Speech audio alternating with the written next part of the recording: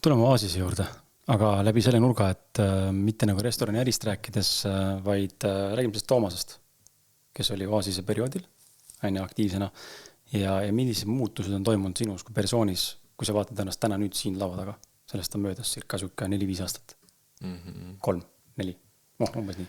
Jah, 2,5, peaaegu varsti 3 saab, kui see lõpp tuli, aga ütleme seal see periood oli 2 aastat Oasist. Siuke järjepidev leppimine ja andestamine käib. Tunnen, et mingid keharakud ei ole veel täielikult sellesse nagu tasakaalu jõudnud. Andestamine iseendale? Just. Et läbi iseenda saab ju tegelikult kogu ruumi või siis teisi nagu valukohti siis leevendada või maandada või tasakaalustada. Et selline raju tempo oli peal ja soov, unelm justkui elada mingit võimatut või võitmatut elu ja aru saamata, mis on päriselt oluline, aga ütleme sel hetkel muidugi sa arvadki, et see, mida sa arvad, ongi kõige olulisem, et see on nagu tüüpiline ja ma praegu arvan ka ilmselt ja võib küll hea meelega. Siis ma kõige enam võib-olla näen sellise muutuse või transformatsiooni suunda just selle poole pealt, kuidas ma teistesse inimestesse suhestusin ja suhtusin ja kuidas ma juhi ja liidrina tegelikult põrusin. Et ma nii-öelda liidrina olen võib-olla väga hea või selline kütkestav või inspireeriv või et nagu sensatsiooniline või kaasahaarav, aga juhina, mille rolli ma olin ka sinna valinud, et ma ei olnud lihtsalt vaimne liider seal või selline nagu, et idee liider on ju, vaid ma valisin ka juhtida protsesse ja nende protsesside juhtimises on nii finants kui ka siis nii-öelda inimeste juhtimine ja nende kahega ma kindlasti ei saanud hakkama, sest ma ei saanud hakkama iseenda tasakaaluga ja see väga nagu sügavalt jõudis kohale siis, kui ma tegin enda suures transformatsiooni, mis tähendab, et ma lõpetasin ära igasuguse kanepi, narkootikumide ja alkoholi tarvitamise ja tegin sellega päevapealt siis pausi ja seni ajani. Ja see on tekitanud siis selle, et ma saan päriselt kuidagi aru, et ma enam ei põgene mingite teemade eest ja võtan vastutust, et seal kohal inimesed ootasid, et ma võtaksin vastutust oluliselt rohkem, kui ma seda tegin ja et ma ei põgeneks ära keerulistest, rasketest olukordadest ja konfliktidest ja ma olin väga siuke manipulatiivne, et see on meil kõigil olemas, aga ma näen, et seda teadvustades on meil võimalik näha läbi ja kui me isegi lähme sellesse rattasse, et me oleme kellega manipulatiivne, siis meil on alati võimalus hiljem seda teadvustades see välja öelda ja sellele inimesele välja öelda ja see konflikt nii-öelda ümber pöörata kasuks ja sellepärast on konfliktid ka head, et nad annavad meile võimaluse kasvada ja võimaluse tulla uue inimesena välja iga päev. Ja kui nüüd minna veel täpsemaks, siis ma arvan, et üks kõige sügavamaid kohti ikkagi oli see finants, mida ma ei suutnud hallata. Ehk siis väga suur operatsioonisüsteem suvel ikkagi 175 iste kohta, 100 väljas, 75 sees, 40 töötajat, kes kõik tahavad saada ühel kindlal kuupäeval raha ja see oskamatus tegelikult teha päriselt turundust. Et mul ei olnud lihtne näide, mul ei olnud e-maili listi, mis tänasel päeval on üks kõige tugevamaid selliseid brändi teemasid. Ikkagi läbi e-maili sa jõuad inimese postkasti, inimese eraellu kõige kiiremini, kõige tulemuslikumalt. Et sellised nagu väiksed, aga samas nagu olulised nüansid pärssisid minu võimekust seda operatsiooni, seda missiooni elus hoida. Ja 2 aasta järel me sulgesime selle. Et tänasel päeval ma oskan siit väga palju kogemusi välja noppida ja neid oma tulevastes ja praegustes projektides ja koostöödes siis uuel viisil läbi kanda. Ma ei tea, kas sa oled nõus minuga, aga mulle tundub, et ma ütlen kõik, aga paljuski ühiskondlikult vaadatakse ebaõnnestunud projekte kui failure'id. Me ise teeme seda, sa tõid just välja pointi, mida ma ise, kusjuures mõtlesin küsida su käest, sest ma ise üks päev hommikul tabasin ennast mingid mõtted jälle, et ma olen ka nagu läbi kukkunud mingitesse asjades, mis ma endale olen seadnud ja need tegelikult söövad. Kahjuks mõni rohkem, mõni vähem ja mõnest oled loobunud, aga mõni käib nagu kuklas kaasas ja kotine nagu seljas niimoodi koorem, ei suuda nagu lahti lasta ja ei anna endale andeks, et oled teinud mingisuguseid, ma ütlen vigu, aga oled tegemata, mida sa tegelikult lubasid teha, kas teistele või endale. Aga mulle tundub, et inimesed ei vaata täna väga palju neid nii-öelda ebaõnnestumisi või lõppenud projekte kui eduka ja positiivse kogemusena, kuidas tegelikult inimene rikastus iseloomult ja persoonilt ja kogemuste pagasid, vaid vaadataksegi see nurgalt, et näed, ta failis ja ei saanud hakkama. Jah, kindlasti see nii on. Ma isiklikult võib-olla, kuna ma olen selle juba sel hetkel, kui see juhtus, muidugi ma tundsin ennast väga läbi kukkununa ja ei tahtnud endale kuidagi nagu seda asja nagu sellisel ilusal viisil, nagu sa just kirjeldasid, nagu maha müüa, siis ma ei ole nende aastate jooksul tundnud, et ma olen läbi kukkunud ja ma ei ole tundnud, et keegi oleks mulle otse näkku öelnud, et näed, Toomas, sa kukkusid läbi, sa oled sitt. Et võib-olla nad räägivad seda kuskil mujal, aga kuna see minuni pole jõudnud, siis see ei mõjuta ka mu energiat, et see, keda kuskil räägib, see on tema enda looming ja elu, mida ta loob. Ja seetõttu ma ei oska isiklikult selle koha pealt öelda, et kas see nii on, aga ma kindlasti märkan seda laiemat tendentsi, et kardetakse läbi kukkuda, kardetakse võtta ette suuremaid riske ja see on kindlasti see koht, mis tuleb kuskilt nii-öelda, ma näen ju seda oma vanaema puhul ka, kes ütles mulle, et issand, sa võtad nii suure asja ja nüüd sa ei saa hakkama ja sa ei suuda ja nii edasi, et ta kartis minu pärast, see on see, et ta ei usuks minusse, aga ta kartis, et kui ma kukun läbi, kas minu maine ongi läinud, kas ma ei saagi elus enam midagi ühtegi edukat asja teha, kas nüüd ongi kõik. Et see hirm on justkui jäänud sisse mingite vereliinide pidi ja ikkagi vanemad inimesed seda peegeldavad. Noored inimesed lähevad nagu, sest neil ei ole seda, nad ikkagi hulljulged nagu mina olin. Ja see on ka mingisugune huvitav tasakaal selle hulljulguse ja sellise targa, võib-olla planeeritud ettenägeliku Toomase vahel, mis on muutunud minus. Et need on ikkagi pannud väga selgelt vaatama, et kui ma võtan ette uue asja, siis kui palju energiat ma sinna sisse panen, mis on need võidud kaotused, mis on tagavaraplaan. Mul ei olnud ühtegi tagavaraplaani, mul ei olnud ühtegi teist sissetulekut, see oli kogu mu elu ja siis ma pidin hakkama kõike uuesti nullist ehitama.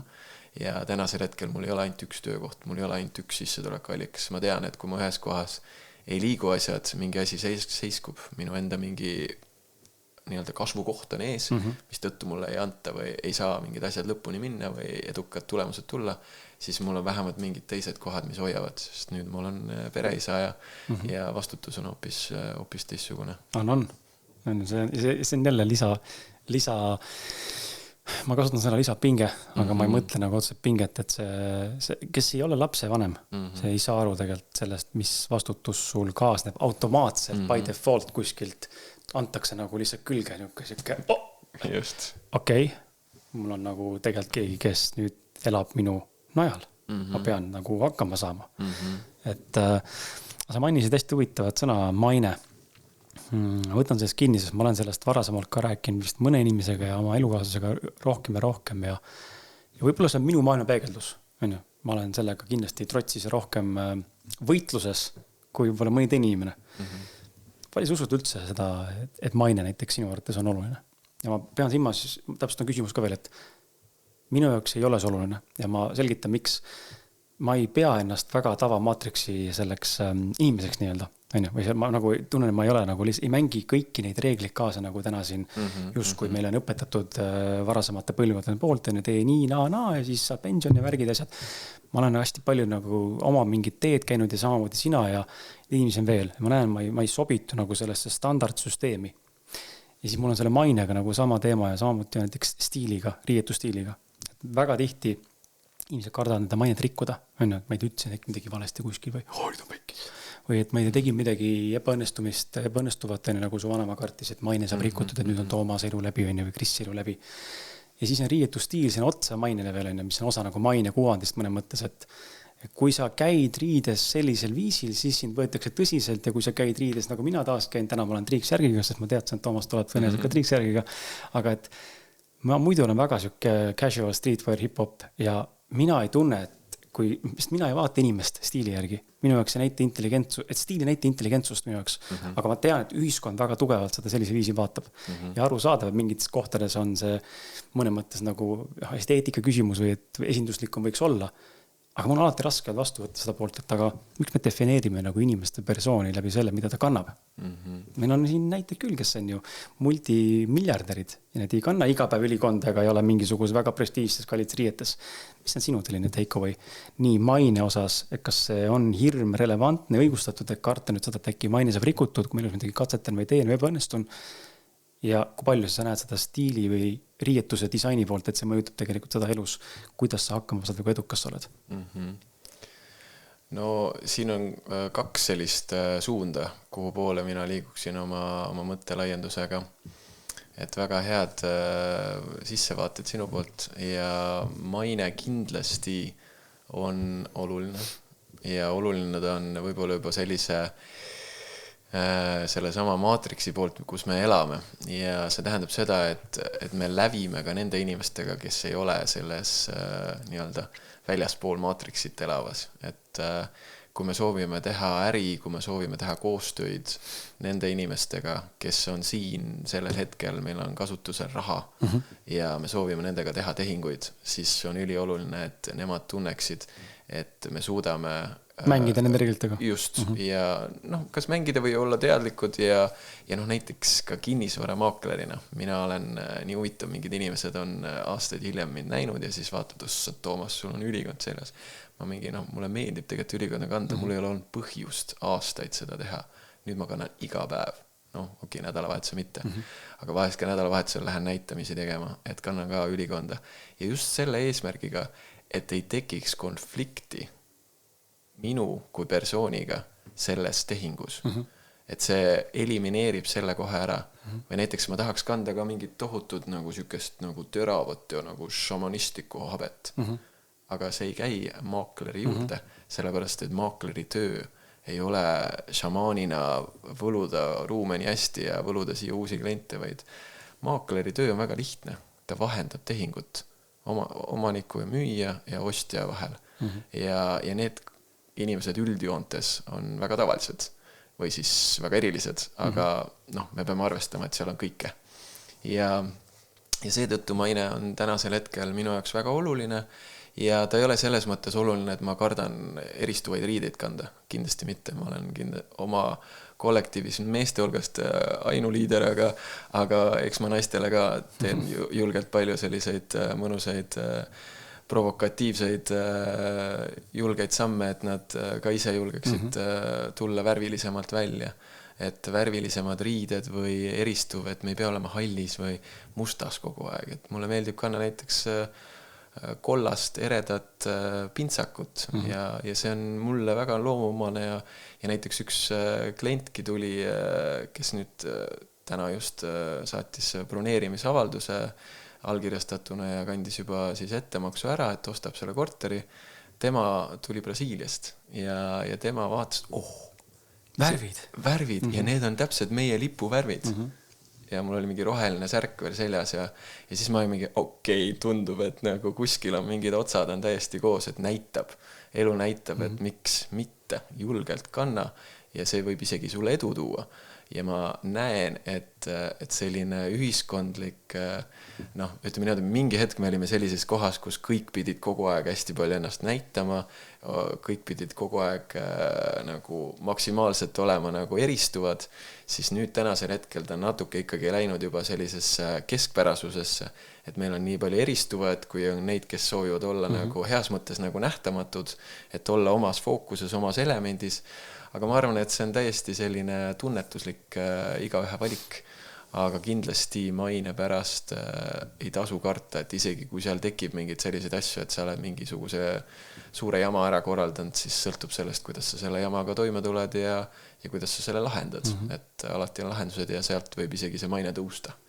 et ei pea sellepärast küll hirmu tundma või sellepärast jätma midagi tegemata, et see julgus teha, julgus ette võtta on niivõrd oluline sõnum minu endale, kui ma näen, et siin ühiskonnas. Ja kuulaja vaata saab viitsimist on, siis võiks tegelikult jagada.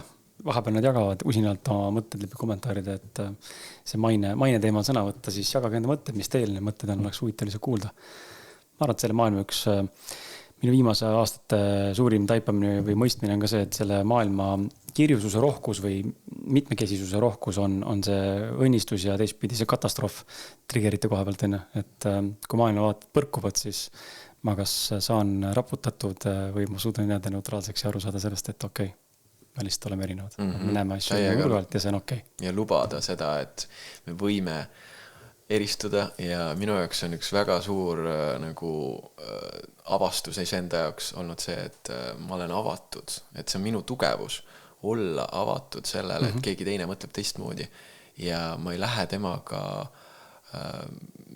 konflikti. Ma lihtsalt kuulan, mõtlen kaasa.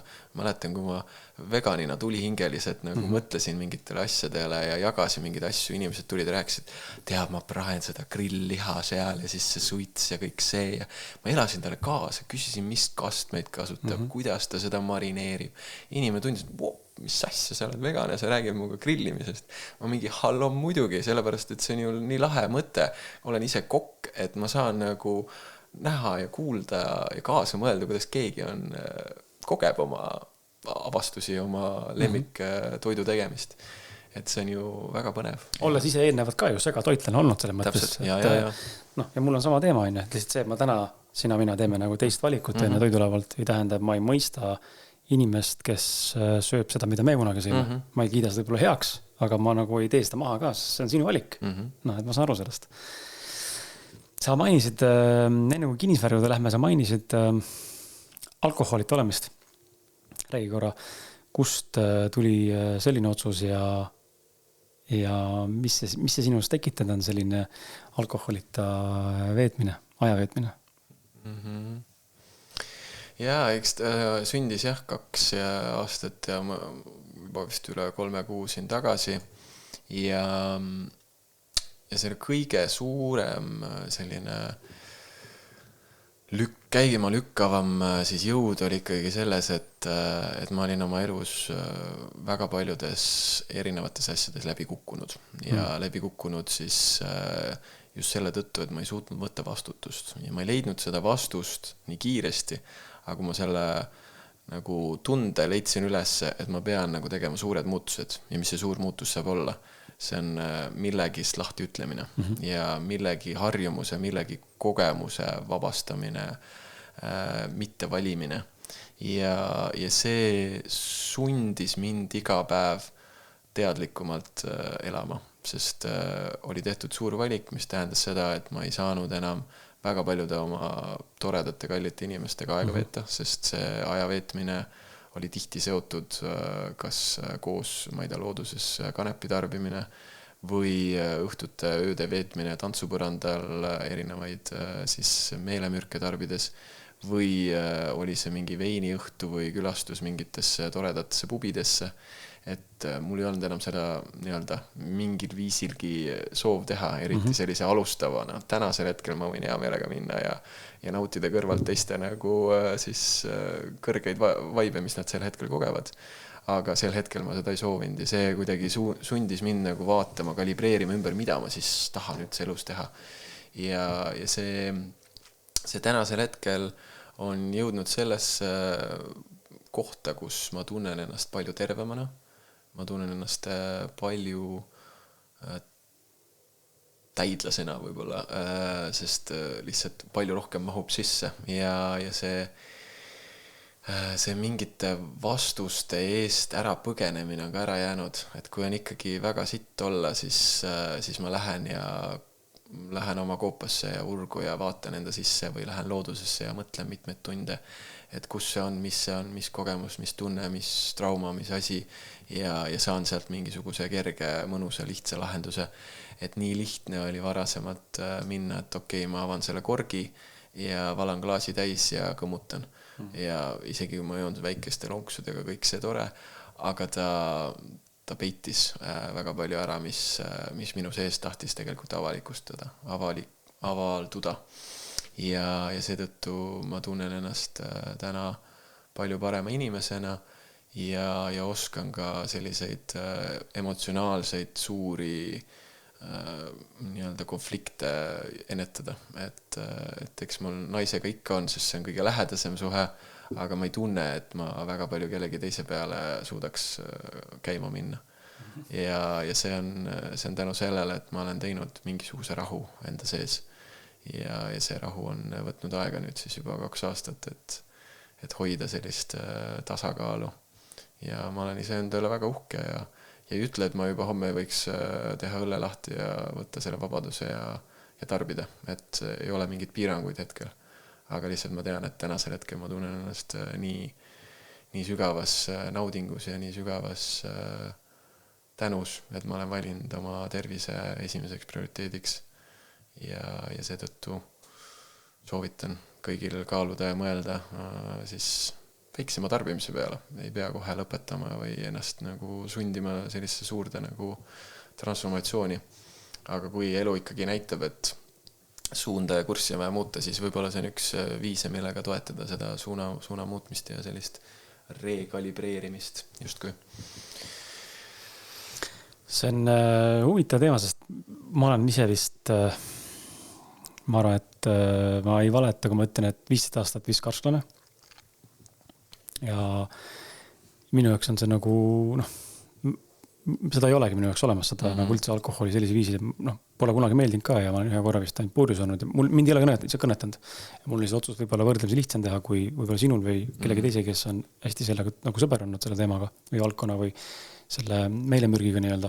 Aga ma olen märganud seda sama asja, et mul on mõned sõbrannad ja sõbrad ka siin kuulnud, et ma olen kasklane ja või uued tuttavad, eks ole, siis on hakka mõtlema, et kui tore oleks proovida ja kui nad on selle shifti suutnud teha, ma ei tea, võib-olla tõesti harjunud veini jooma iga õhtu või nädalas paar korda, nüüd on 6 aega või paar nädalat oldud nagu täiesti kained. Ja siis nad kõik ütlevad sama asja, et see enesetunne ja maailma taju muutus on nii drastiline, et ta ei saa enam aru üldse, miks tegelikult peaks nagu jooma. Ja ongi full karslaseks läinud. Ja mul meelib, sa tõid välja selle pointi ka, et see, ega ma ütlen enda kohta sama, et võib-olla alkoholiga minu kohta see käi, aga võib-olla muud teemades käib, et ega ma ei välista, et ma ei hakka tegema. Mul ei ole nagu sellist, ega mul see taimetoitlasena olles ka ei ole mul sellist strikt asja, et nüüd ma surmani pean olema nagu niimoodi, nagu ma olen praegu olnud. See on valik. See valik võib muutuda hetkes jooksvalt, kui ma tunnen kuskil mingil hetkel, et ma ei tea, on piisavalt argumenteeritud või ma tunnen lihtsalt vajadust. Sest ma olen nüüd olnud, ma arvan, 8 aastat vegan ja laps on sünnist saati ja naine rasedusest saati. Ja mina olen ikkagi üksinda siin proovinud, vahepeal mingid geishat proovinud, meenutab, mis maitse, see oli geisha šokolaadi süüa või piimašokolaadi maitsta. Ja siis saad aru, et see ei ole nagu see enam. Ja on seda rahul kõik. Aga ma ei ole nagu see strikt, et nüüd ma ei tohi mitte kunagi midagi proovida. Kui tuleb isu proovida, ma ei tea, mingit koovima kooki, siis ma võtan selle ampsu. Kui mul on tunne, ma tahan praegu. Et ma arvan, et inimesed võib jääda mulje sellistest suurtes otsustes toitumine ja alkoholi äravõtmine ja peol mitte käimine enam või mis iganes valdkond see veel on, et ma olen nüüd nagu kuidagi vangis või. Aga see on su enda suhtumise küsimus, kuidas sa sellesse vaatad, et mina vaatan seda pigem nagu sellisena, et see on valik ja mul on küsitud ka ja ma arvan, et sul on saad sama asja kuulnud, et issand, et mina ei kuuta ette küll, et mina nüüd liha üldse ei söö või seda kooki vanama juures ei võta või et sul vist ikka päris raske niimoodi või? Ei ole, sest ma olen teinud valiku. Inimesed ei saa aru sellest, et mind ei ole sunnitud see olukord, või ma olen teinud valiku ja ma teen seda valikut iga päev ja ma teen seda suure kergusega, sest et see on minu valik. Ja ma arvan, et see on nagu see suurim vahe, mida inimesed lihtsalt ei mõista, kes võib-olla ei ole selliseid drastilisi muutusi teinud, mis tooks nähtavale 2 nagu ühe teekonna paralleelsust. Et see on minu valik tegelikult.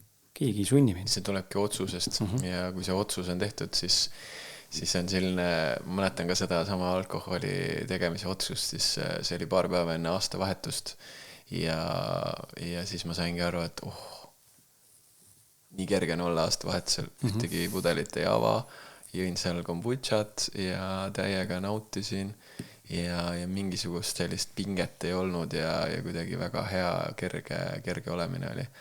Et see otsuse järgne tunne on väga meeldiv, sest et see kuidagi väga väestav, et tulevad mingid suuremad ja päris sellised nagu unistused ja missioonid ja need tulevad kuidagi esile selle suure otsusega või kaasnevad või hakkavad su ellu tulema, sellepärast et sa oled võtnud vastutuse iseenda eest täielikult, siis teha mingisugune suurem muutus, kui on vajadust, kui ei ole, jumal hoidku, jätkata samas heas vibratsioonis.